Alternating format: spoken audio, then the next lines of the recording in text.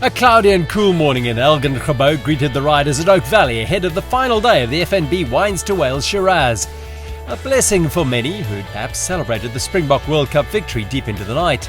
Defending champions NAD Pro, Wessel Botha and Matt Beers had 93 seconds in hand over second-place Team DSV. With 69 kilometres and 1,400 metres of climbing, Gauteng and Arnaud de Troy knew they would have a precious few opportunities to make up that deficit as they headed down to Onrus in the Overstrand region. It didn't take long for Beers and Botha to assume control up front. Phil Bass of Pyga will be hoping partner Matthijs Beerkes found his legs after 2 tough days. But it was clear they'd have another chasing day as DSV were the only team to respond to the early shots fired by Beers and Botha.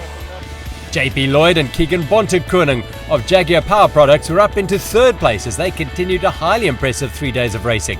Pyga sluggish start saw them joined by Nicole Carstens and the pair of Robert Hobson and Sebastian Stark. Devon Bosch's wretched first day luck returned to haunt them when HB Krier slashed his front tyre. Through Wildekrans estate and Beers continued to ride at a ferocious tempo, a tactic he'd employed throughout the race. A glance over his shoulder every now and again to assess the damage he'd done. Lloyd and Bontekoning were on fire in the first half of the day. They were on their own in third, but losing ground steadily. An attack up the climb to water point 2 at the Arthaus gave NAD, Beers and Botha a minute's lead as they charged through Karweiderskraal.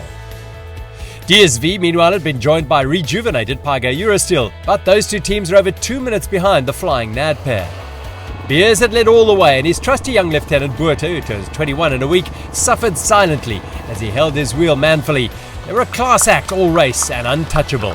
The pair hit the Onrus Beach and the Perry Bridge over 3 minutes clear of DSV and Pyga. Onto the beach road, and they had time to celebrate with a fist bump. Their third stage win in just 2 hours and 23 minutes and a second FNB Wines2Whales Shiraz win in a row. The fight for second was over as soon as Phil Bass popped a wheelie, allowing DSV's Haynes and de Troy to sprint over the line. Beers and Botha toasted a 5 minute and 3 second win over DSV with Pyga 237 back. Just reward after a hard year's racing for the pair. Yeah, having the gap going into the last stage was a big bonus. Just knowing you don't have to attack somewhere to win.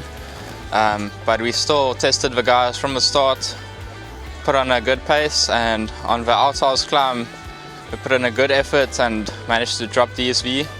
And yeah, just flat out from there to the finish, keeping it safe over all the sharp rocks, and yeah, managing to take the win.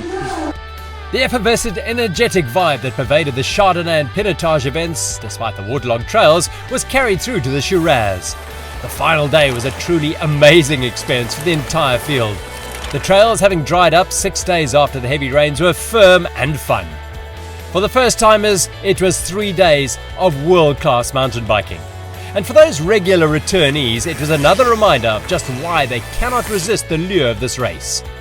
In a year's time, all 3 FNB Wines2Whales events will switch back on themselves as they start in Onrus and end at Lawrenceford. Now that's an adventure that would be very difficult to resist. See you on the FNB Wines2Whales switchback in 2020.